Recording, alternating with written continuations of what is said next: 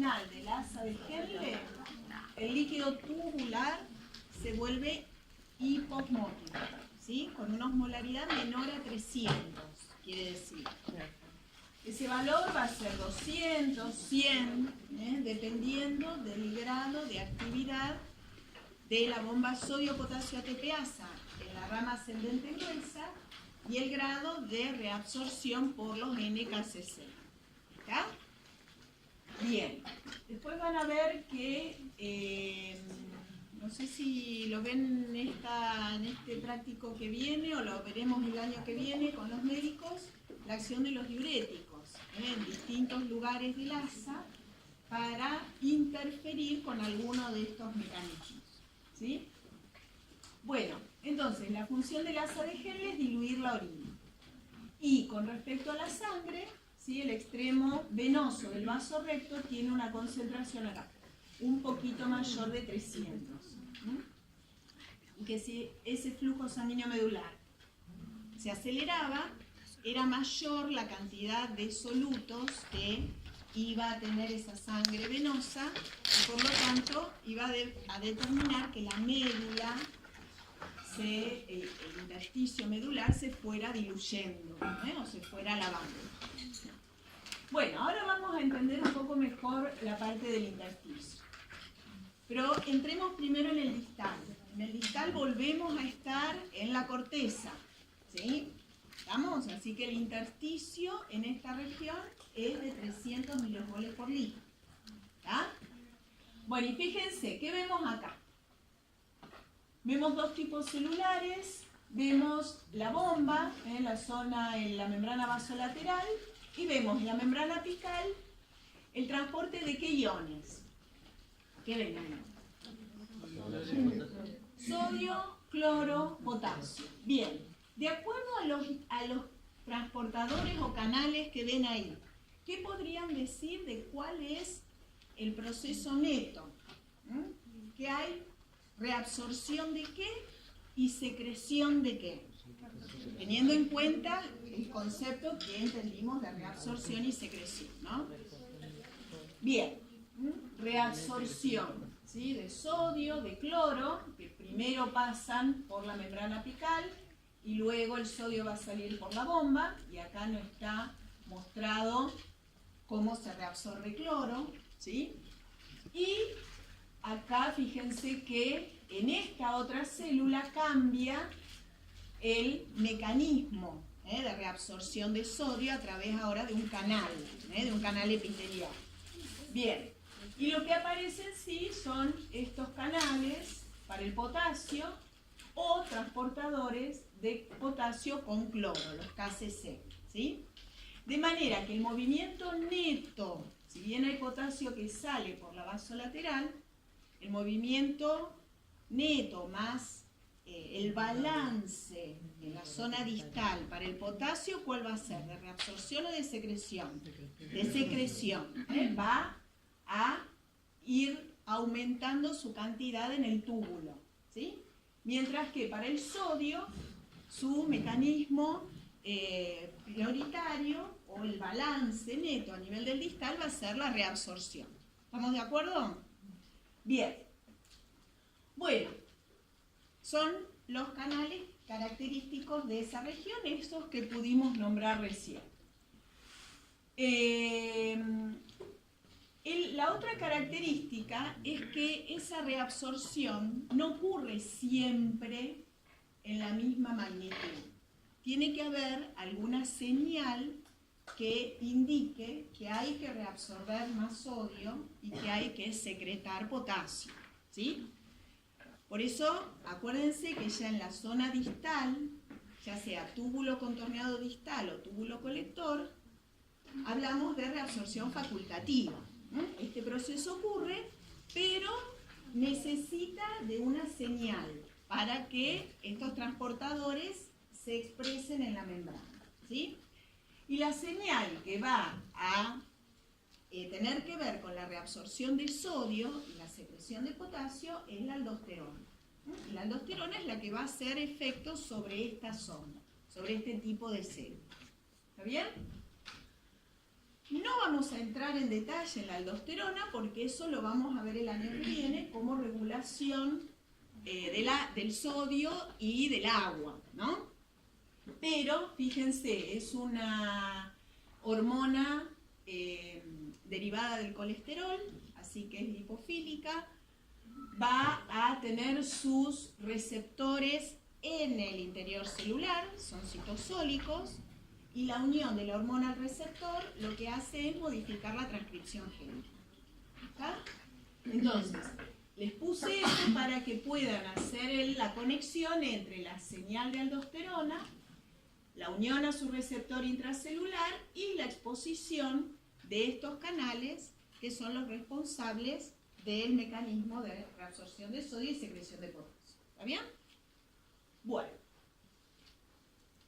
Muy bien. Entonces, si hacemos un balance de qué es lo que pasa con el sodio, que es un poco lo que quisimos que practicaran en el trabajo práctico. Normalmente los libros hablan de las distintas regiones del túbulo, y hablan todo el túbulo proximal, después todo el asa de Henle, después todo el distal. Pero también lo podemos pensar de otra manera, y es centrarnos en el ion, centrarnos en la molécula, ir viendo qué le pasa a esa molécula en cada uno de los segmentos. Entonces, ustedes tendrían que poder hacer el análisis de cualquiera de las dos maneras, o centrados en el segmento del túbulo y ver cuál es el proceso principal en el túbulo y poder describir qué es lo que pasa con los distintos iones, o bien agarrar un ion, calcio, potasio, sodio, cloro, agua, y decir de ese elemento qué es lo que va pasando en los distintos segmentos para hacer el balance. Entonces, de alguna manera es esto que les planteamos acá. Del sodio filtrado, siempre en el proximal, la reabsorción obligatoria. Después tenemos que en el asa ascendente gruesa sigue habiendo reabsorción. En este caso, mediada por el NKCC, ¿sí? Y eso corresponde a un 25% del filtrado. Y en el túbulo distal y en la primera parte del colector vamos a tener otro porcentaje importante de reabsorción entre un 6 y un 10%, dependiendo acá de la cantidad de aldosterona que esté en el medio, ¿sí? De manera que la excreción fraccional de sodio, que lo vamos a definir como la carga excretada sobre la carga filtrada, va a ser menor al 1%. Esta ecuación, este parámetro también es útil para saber qué le pasa finalmente a cada molécula o a cada ion. Cuánto se está perdiendo respecto de lo que se filtra. Y esa excreción fraccional nos da una idea de la magnitud de los procesos de reabsorción y secreción. En algunos de los cuadros anteriores estaba una columnita con la excreción fraccional. Y para eso tienen que relacionar dos cargas. Acuérdense que carga es una cantidad por unidad de tiempo, miligramos minuto. Entonces tienen que calcular la carga excretada con el volumen minuto por la concentración en orina, dividido la carga filtrada, que es concentración plasmática por tasa de filtración glomerular. ¿Sí? Y con eso pueden obtener la excreción fraccional. Bueno, así que es muy baja esa excreción fraccional. Y este es el dibujito que tienen en el práctico. ¿Sí? ¿Lo vieron ya? Sí, ¿no? ¿O les toca ahora? ¿O les toca la semana que viene? No, ahí está. Bueno, fíjense, lo que presenta el modelo es en cada segmento resaltar cuáles son los mecanismos, los transportadores y canales responsables de la reabsorción del sodio. ¿Está bien? Entonces acá tienen el proximal, otra vez la bomba, acoplado a la glucosa, acoplado al protón, a los aminoácidos faltaría, así que ahí lo tienen que poner, y la vía transcelular, la vía paracelular, ¿sí? Después tienen la región ascendente, de Henle, se fijan acá, otra vez con lo mismo en la vasolateral, pero acá tiene que estar este transportador, ¿sí? Acá el sodio puede atravesar por vía paracelular, pero el que no entra es el agua. Y fíjense que acá tampoco hay reabsorción de agua, mientras que acá estaba, ¿sí? Después se van al túbulo distal, que es lo que vimos recién, intercambio con cloro, ¿sí? Tampoco hay entrada de agua, tampoco hay acuaporinas, y esto lo relacionan también con lo que les presenté de la distribución de acuaporinas a lo largo de todo el túbulo, ¿sí? Entonces, es una forma de mirarlo de otra manera, y es como que tiene que volver a repasar todo, y volver a poner los conceptos o los mecanismos, pero desde el lado del sodio, nada más. Bueno, y nos queda ver qué es lo que pasa ahora en el túbulo colector, ¿sí? Fíjense, cuando yo les puse esta imagen, ¿por qué les puse dos? ¿Pueden ver la diferencia entre una y otra? Hay distintos mecanismos. En uno es principalmente a través del KCC, del sodio-cloro, y el otro es a través del canal epitelial de cloro. Bueno, ¿dónde está? ¿Por qué hay esa diferencia? ¿Cómo? A ver, ¿cómo te imaginas eso? ¿Están mezcladas las células? ¿Es la misma proporción de una y de otra a lo largo de todo el túbulo? Lo dice el modelo, Dice que en una primera la porción temprana. Bien. Entonces, además, hay una diferencia entre la primera parte del distal y la última parte del distal, ¿sí? En la primera parte del distal, el transporte es a través del intercambio con cloro, y en la segunda parte es a través del canal epitelial. ¿Está bien? Y esto es importante, ¿por qué? Porque esta parte distal esta parte final del distal, que todavía está en la corteza, es muy parecida a la primera parte del colector, o, lo van a encontrar en los libros, al colector cortical, que sería la parte del colector que está todavía en la corteza. Entonces, hay muchos libros que dicen que la aldosterona ejerce su efecto en el distal y el colector.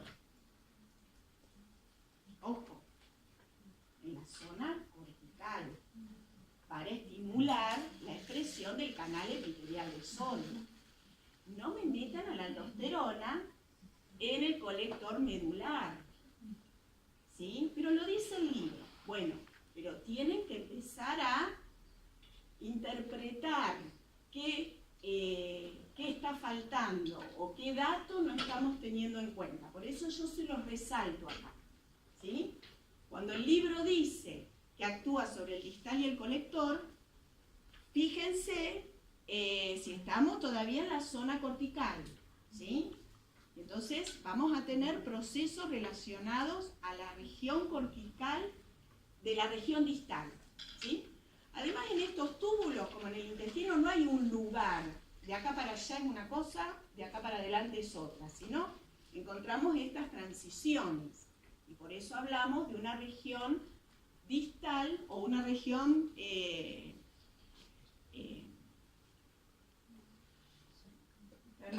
distal. ¿Qué otro proximal término? Proximal. Sí, proximal y para no decir dos veces distal, la parte distal del distal. Bueno, la parte distal del distal. La parte Ahí final. está. ¿Cómo? Sí, pero a mí funcionalmente eso tampoco me... Es decir, no quiere decir que el contorneado sea el distal funcionalmente. Entonces, por eso, fíjense que nosotros ni lo mencionamos si es contorneado o no. Pero bueno, ténganlo presente, ¿sí? Entonces, ¿esto a qué nos lleva? Otra vez, cuando ustedes dibujen un modelo, tiene que especificar todo. ¿Dónde es que ocurre o dónde está descrito esos transportadores que están poniendo? ¿Sí? ¿En qué tipo celular y de qué región? Porque acá son células tubulares, pero ¿de dónde? ¿Es del proximal? ¿Es del asa de Henle? ¿Es del distal? Bien, bueno, entonces,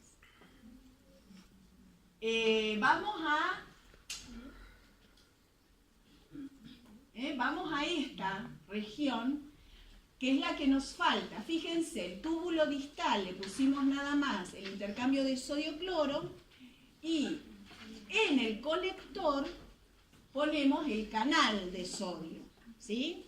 Que lo teníamos descrito en la otra imagen para la porción final del distal, ¿sí? Es esta zona ahí de transición. Pero en el colector tenemos más cosas, y tenemos otros tipos de células entre medio, ahora sí en el colector, que están mostradas acá, ¿sí? Tenemos estas células en la zona cortical, que fíjense, son los mismos transportadores que ya describimos, el canal epitelial de sodio y el canal de potasio. Pero además, bueno, estas denominadas principales que siguen reabsorbiendo sodio, pero además aparecen en el colector las células intercalares, ¿sí? Alfa y beta, que los transportadores que manejan son estos que se describen acá. Estas células intercalares alfa y beta van a participar en la secreción y reabsorción de protones y en la reabsorción selectiva de cloro. Son las que van a terminar de regular finamente la cantidad de protones que hay que reabsorber o que hay que dejar en la luz, ¿sí? Y la cantidad de cloro que se tiene que reabsorber debido a la cantidad de sodio que se ha reabsorbido en el tramo previo, ¿sí? Lo hacen estas células. Entonces, estas células ya las encontramos en la zona medular interna. Estas las vamos a mirar bien ahora que veamos el ácido base, porque ahí vamos a entender perfectamente que unas funcionan en una situación y otras funcionan en otra. Pero si quieren, fíjense que lo característico de estas células es que además de la bomba sodio-potasio, que no está dibujada acá, está dibujada acá arriba, pero acá no la dibujan, ¿está bien? Pero aparecen bombas de protones, ¿sí? Hay un transporte activo de protones, ¿sí? En el caso de las células intercalares alfa, mueven esos protones hacia la luz. Quiere decir que estas células funcionan ¿en qué situación?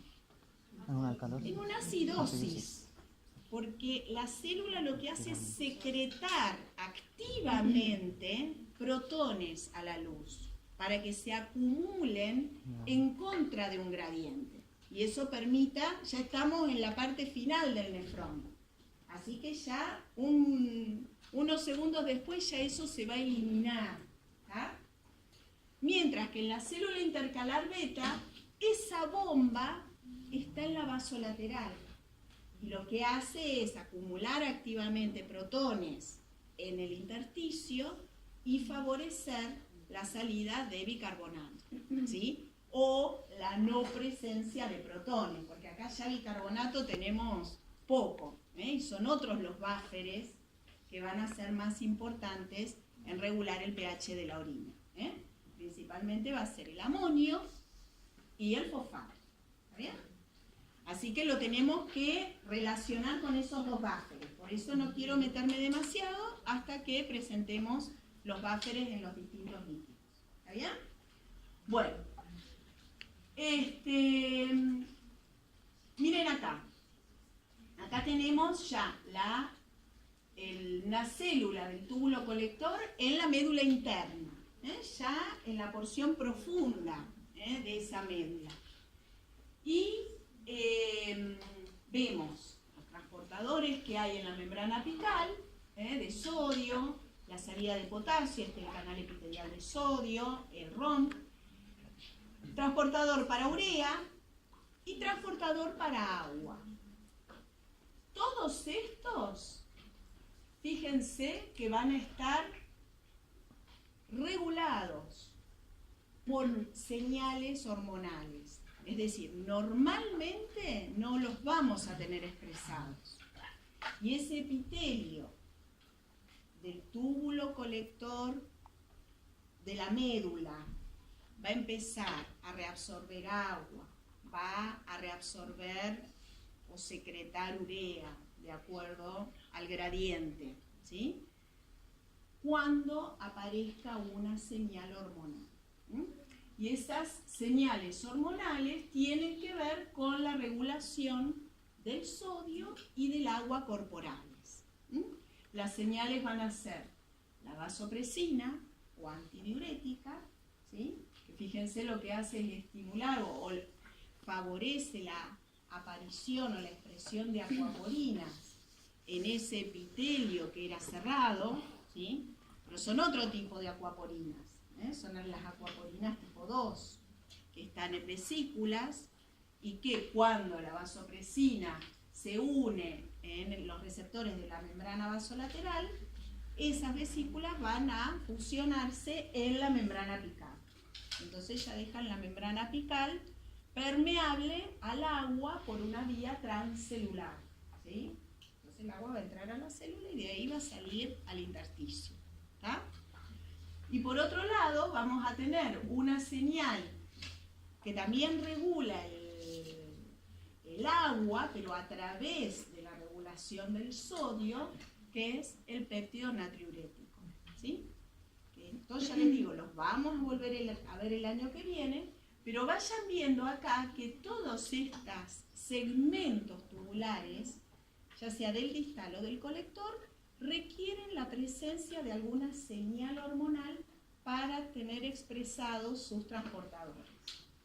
Si no hay ninguna señal, ni aldosterona, ni antidiurética, ni péptido natriurético, el líquido del asa de Henle que salió de la rama ascendente del asa de Henle no debería tener ninguna otra modificación, porque ese resto del epitelio no hace nada, ¿sí? Pero justamente el hecho de que sea facultativo quiere decir que si aparecen las señales hormonales correspondientes, esas células responden poniendo canales y poniendo transportadores que favorezcan la reabsorción o la secreción. ¿Está claro el concepto, medianamente, del distal, del colector? Bueno, entonces, reabsorción de urea, reabsorción facultativa de agua, que es un poco lo que vamos a tratar de ver ahora. ¿Cómo será si recapitulamos un poco el manejo tubular del agua?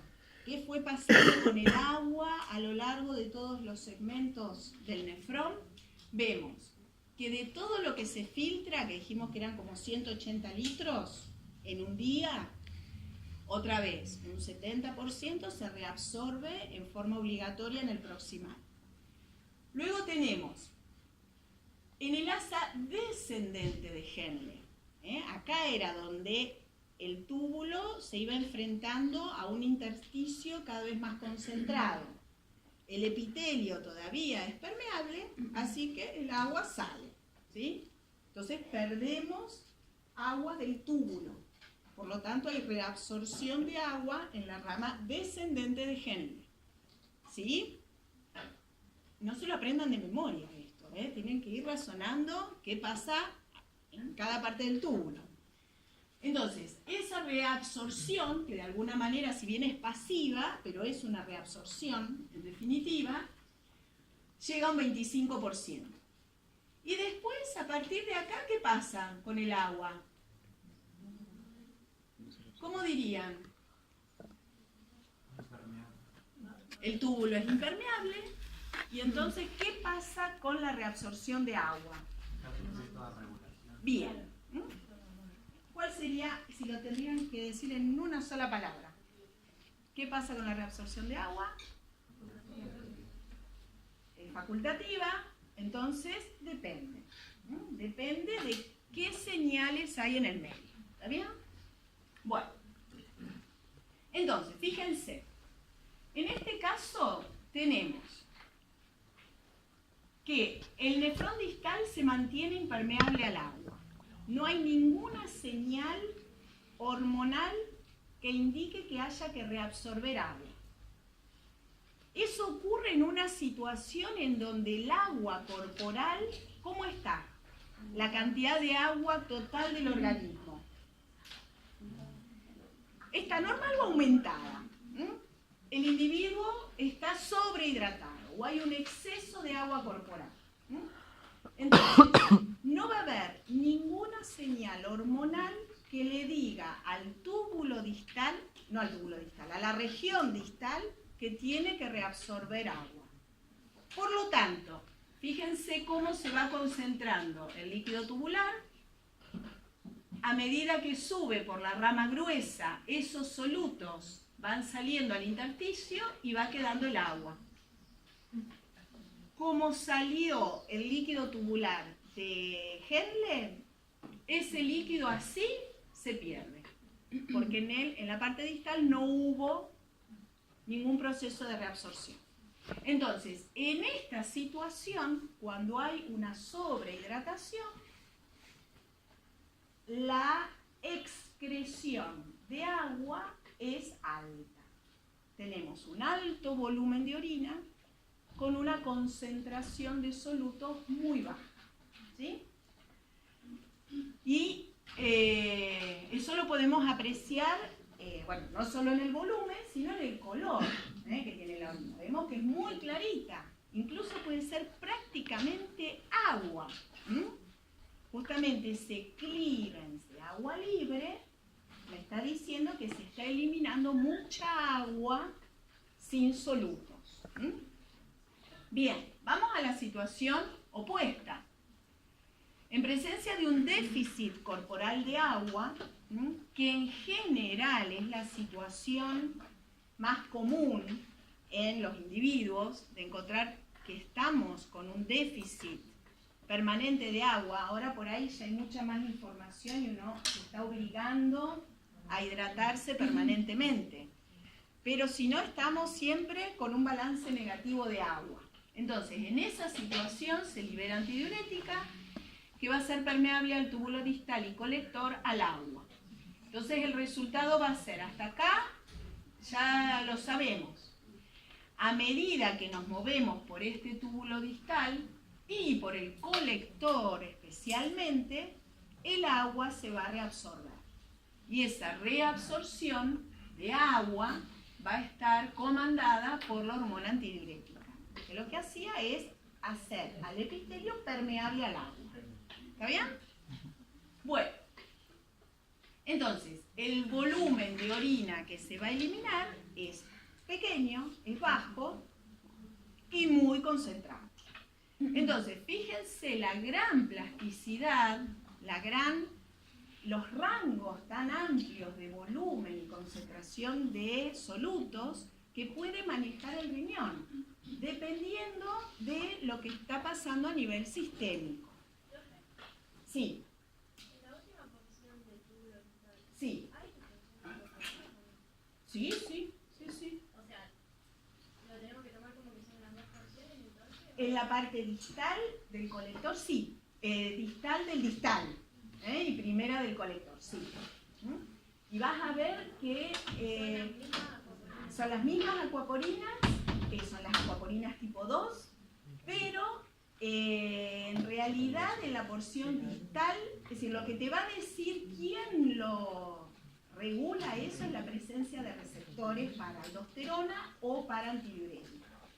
Los receptores para antidiurética están principalmente en el colector, mientras que el distal tiene receptores para aldosterona. Pero ¿viste ese modelito que te puse de regulación de la expresión génica? Hoy ya se sabe que la aldosterona, además de poner el canal epitelial de sodio, poner el ROM, aumenta la actividad de la bomba sodio-potasio ATPasa, pone acuaporinas y cambia la permeabilidad de la unión estrecha. Así que te cambia todo, el epitelio y el A. Reabsorbe sodio a través del canal epitelial y atrás se mueve el agua. Y te permite, la aldosterona, expresar los mecanismos que te permitan mover esa agua. Mientras que en el colector, el sodio no se mueve. Se mueve solo agua. Y ahora vamos a ver cuál va a ser esa fuerza impulsora o cuál va a ser ese gradiente. ¿Quién aporta el gradiente para que se mueva agua? Entonces, en el distal, la reabsorción de agua es secundaria a la reabsorción de sodio. Por eso decimos que se reabsorbe sodio principalmente, y atrás agua. De alguna manera la hace isosmótica, a pesar de que ya la osmolaridad no tiene nada que ver con los 300 que teníamos en el túbulo proximal. Pero por cada sodio se va a reabsorber agua. Mientras que en el colector solamente se reabsorbe agua. Y eso es lo realmente asombroso del riñón o del nefrón, que puede en cada lugar agarrar una sola cosa y regularla. ¿Sí? Y bueno, lo hace a través de esos mecanismos. Sí. Hicimos la primera parte del colector. Le pone hilo cortical o medular. Porque ahí aparece como que la reabsorción de agua sigue la médula. Por eso, sí, la reabsorción de agua Pero no puedo mayoritaria es a nivel del colector en la médula, acá, por antidiurética. Pero tenés reabsorción de agua acá, por el mecanismo que les contaba recién, mediado por aldosterona, secundaria la reabsorción de sodio, pero a través de acuaporinas tipo 2, es decir, puestas o expresadas por acción de la aldosterona. ¿Sí? ¿Los dos expresan acuaporinas? Sí. Sí, porque si no, vos tenés que en el distal la aldosterona te va a reabsorber sodio nada más. ¿Sí? Y ese sodio a nivel del distal es un mecanismo también de recuperar volumen. ¿Sí? Acuérdense que el sodio es el principal regulador del volumen extracelular. Entonces uno regula el volumen recuperando sodio y después recuperando agua libre de sodio. ¿Sí? Es una consecuencia osmótica, ¿no? Sale el sodio, sale el agua. Sí, pero es por el mecanismo de acción de la hormona, de la aldosterona, que además de habilitar la vía transcelular, es decir, con acuaporinas, cambia la permeabilidad de la unión estrecha, así que te habilita la paracelular también. ¿Sí?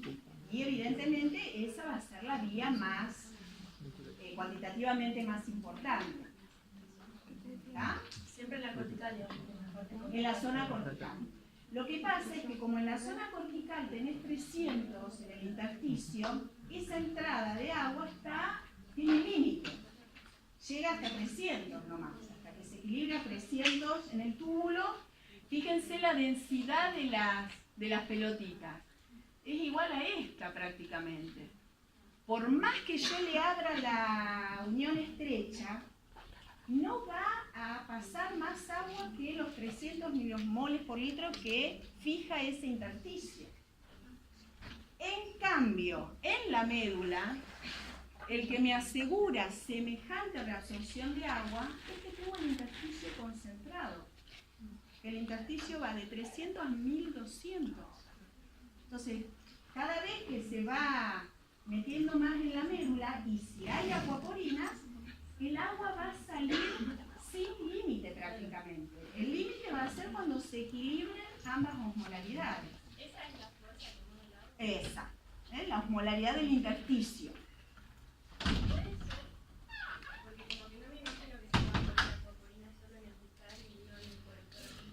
Pero porque son mecanismos distintos. Si el organismo percibe que le falta sodio, ¿sí? Normalmente, es decir, puede haber una depresión de volumen, ¿sí? Pero no siempre tiene que ir exactamente a la par de la depresión de sodio. ¿Está bien? Vos podés tener una depresión de volumen mayor que la depresión de sodio. Tu sodio está bien, pero perdiste mucha agua libre. Y ahí se pondrían solo de colector.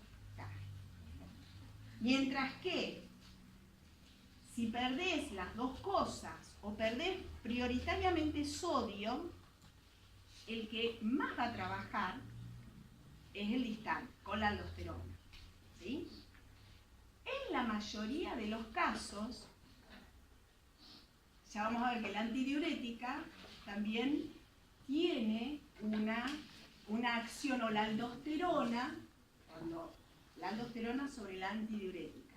Si por algún motivo se libera aldosterona, esa aldosterona per se también va a generar o a permitir la liberación de antidiurética. Así que van a estar ambas funcionando. Y cuando ustedes describan los mecanismos de regulación del agua y del sodio, seguramente van a nombrar a las dos, salvo esta situación en donde solo se perdió agua libre. Y ahí sí solo va a estar la antidiurética. ¿Sí? Pero ahí ya tenemos que entrar en cuál es la señal que cambió en el medio interno para que se libere uno o para que se libere la otra. En definitiva, van a estar en esa situación de deshidratación, van a estar ambas expresadas. Lo importante es saber cuál es el mecanismo prioritario de una y de otra. ¿Sí? Porque una solo mueve agua y la otra solo mueve sodio. Y secundariamente al sodio permite el movimiento de agua. ¿Está? Esto tiene que ver también con... ustedes tienen que pensar, cuando disociamos los efectos de una hormona o de otra, es importante porque fíjense que son dos mecanismos independientes que de alguna manera están asegurando el mantenimiento del agua corporal. ¿Está bien? Pero vos tenés que pensar después, ¿dónde se origina la hormona antidiurética? ¿En qué estructura? ¿Qué señal recibe? ¿Y dónde se origina la aldosterona? ¿En qué estructura y qué señal recibe? Entonces, cuando entren en patología, ¿sí?, y vean una afección de la corteza suprarrenal, donde exclusivamente se va a afectar, donde va a estar más afectada la aldosterona, van a poder explicar ciertas observaciones o cierta sintomatología o signos o datos de laboratorio que permiten solamente entender el aumento o la disminución de aldosterona con una antidiurética normal. ¿Sí?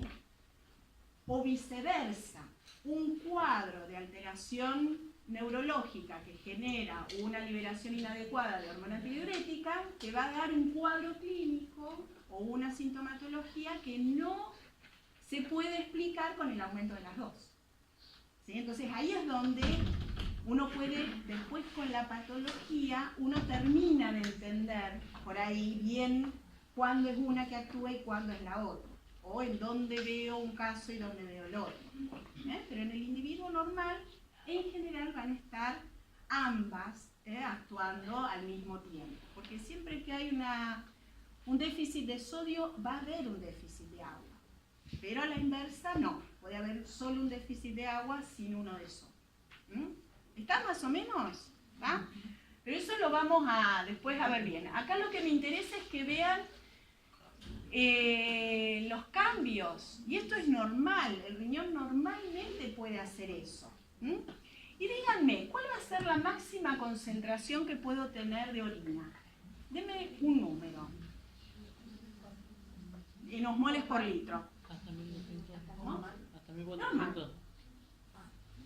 De acuerdo a todo lo que estuvimos diciendo, ¿cuál podría ser la máxima concentración de solutos de orina? 1200 milosmoles por litro, que corresponde al valor de la osmolaridad del intersticio en la papila, en el extremo. Entonces, si ese intersticio tiene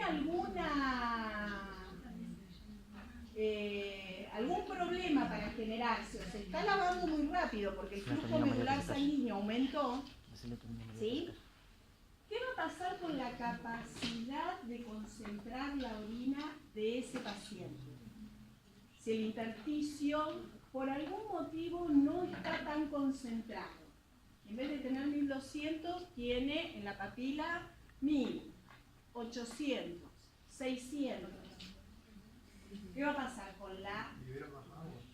Pierde más agua. Y entonces, si uno lo somete a una situación de deshidratación para ver hasta cuánto puede retener, no puede concentrar la orina. ¿Sí? No puede concentrar, no porque no haya antidiurética, sino porque el intersticio está alterado. Entonces, el intersticio medular es esencial para que el túbulo colector pueda cumplir la función. ¿Está bien? Bueno, entonces vamos a ver qué pasa en ese intersticio. Bueno, ahí está. Bueno, fíjense, en este intersticio va a ir saliendo agua. A medida hay una médula externa y una médula interna. En estas zonas donde el intersticio está más concentrado. Va a haber entonces salida de agua, va a haber también salida de urea, ¿sí? Que es esta línea rojita, ¿sí? Y bueno, el cloruro de sodio que sale por el asa ascendente de Henle. Entonces se establece una circulación de estos solutos y del agua entre el colector, el intersticio. Por acá se tienen que acordar que viene bajando el vaso recto, ¿sí? Entonces, luz del colector, intersticio, vaso recto descendente, intersticio, asa ascendente gruesa. Y entonces, los solutos que se van reabsorbiendo acá pueden ir recargándose sobre el asa delgada primero y gruesa después. Y vuelven a pasar por el colector. Vuelven a salir, el vaso recto los lleva un poquito más abajo y vuelven a entrar en esta asa y vuelven a salir. Y entonces se genera una recirculación de esos solutos y de agua que asegura que esos solutos no se pierdan, ¿sí? No se terminen yendo por la circulación del vaso recto y que se sigan manteniendo en ese intersticio para que este túbulo colector, en el caso en que llegue la antidiurética, pueda reabsorber la mayor cantidad de agua. ¿Está bien? ¿Quién forma este intersticio? Este está formado por la acumulación de cloruro de sodio y urea. ¿Está bien? La acumulación de cloruro de sodio, ¿dónde ocurre? En este sistema que nombramos túbulo colector, intersticio, vaso recto, asa de Henle. ¿En qué lugar o por qué mecanismo o por qué transporte se va acumulando cloruro de sodio acá en el intersticio? Ahí lo ven, está en el gráfico. ¿Quién participa en la acumulación de cloruro de sodio intersticial? Salgamos del túbulo ahora. Concentrémonos en el intersticio. Concentrémonos en esta parte. En este medio, acá. Acá. ¿Sí?